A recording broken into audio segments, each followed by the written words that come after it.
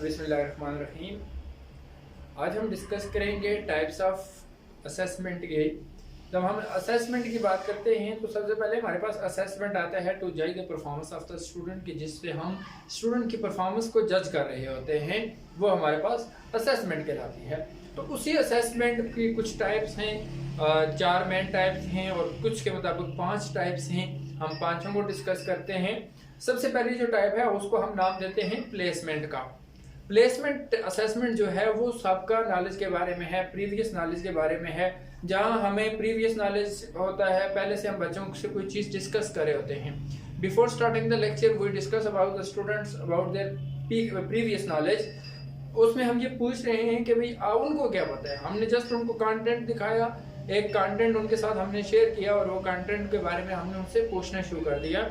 उसके जो जवाब स्टूडेंट की तरफ से आते हैं, हमें उससे यह अंदाज़ा हो जाता है कि इनको इस कंटेंट के बारे में पहले से कितना नॉलेज है, तो उसको हम प्लेसमेंट असेसमेंट कहते हैं। फिर है हमारे पास formative assessment. Formative assessment during the session, जो ड्यूरिंग द लेक्चर हम असेसमेंट कर रहे होते हैं।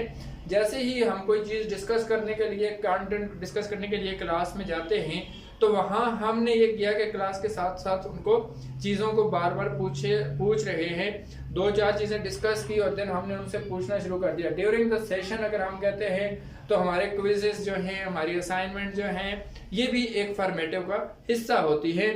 आपके सेशन के दौरान, आपके लेक्चर के दौरान आपसे जितनी भी असेसमेंट की जाती है, ये चीज़ देखने के लिए कि आया आपको वो चीज़ समझ आ रही है या नहीं आ रही, उसको हम फॉर्मेटिव असेसमेंट का नाम देते हैं। Third one is the summative assessment.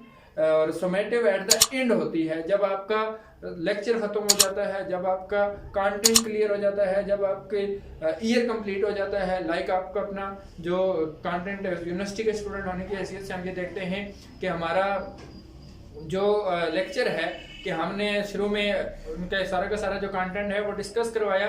वो डिस्कस करवाने के बाद एट द एंड हमने उनसे टेस्ट ले लिया, वो उनकी सोमेटिव असेसमेंट होगी। हम बात करते हैं इंटर्म एग्जाम्स की, हम मिड की बात करते हैं, टर्मिनल की बात करते हैं, फाइनल ईयर्स की बात करते हैं और वीकली टेस्ट की बात करते हैं। तो ये आपका सोमेटिव एट द एंड, जब आपकी जो कंटेंट है, आपकी जो लर्निंग है वो ख़त्म हो जाती है, उसके बाद जब हम जो असेसमेंट कर रहे होते हैं उसको हम सोमेटिव असेसमेंट का नाम देते हैं। देन हम डायग्नोस्टिक असेसमेंट की बात करते हैं। डायग्नोज करने से है डायग्नोस्टिक असेसमेंट कि स्टूडेंट्स की कोई प्रॉब्लम है, कोई इशू है, कोई हर्डल है, तो उसको जिस तरह हम एक साइकेट्रिस्ट के पास जाते हैं तो वो हमारी बीमारी को डायग्नोज कर रहा होता है, यहाँ टीचर ये असेसमेंट कर रहा होता है कि स्टूडेंट्स की प्रॉब्लम को डायग्नोज करके उनको सोल्यूशन की तरफ लेके जाता है, हल की तरफ लेके जाता है। तो वो जो प्रॉब्लम्स हैं, जो इश्यूज हैं, उनको सामने लाना और उनको हल करना, उसको हम डायग्नोस्टिक असेसमेंट कहते हैं। और फिर जो लास्ट वन, 5th वन जिसको हम कहते हैं, उसको कंटिन्यूस असेसमेंट का नाम दिया गया है। ये कंटिन्यूस असेसमेंट है क्या? ये लगातार चलती रहती है, ठीक है, कंटिन्यू रहती है।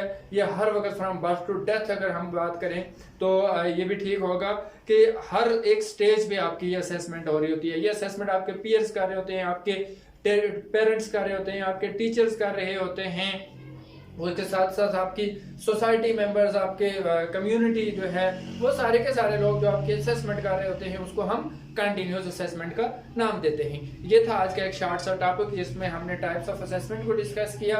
और पहले थी हमारे पास प्लेसमेंट असेसमेंट, जिसमें हम प्रीवियस नॉलेज को चेक करते हैं। फिर है हमारे पास formative assessment during the lecture, during the session, जो हम बार बार चीज़ों को पूछ रहे होते हैं। लाइक ये भी एक असेसमेंट है कि डू यू अंडरस्टैंड, आप उनसे पूछ रहे हैं कि क्या आपको समझ आई है।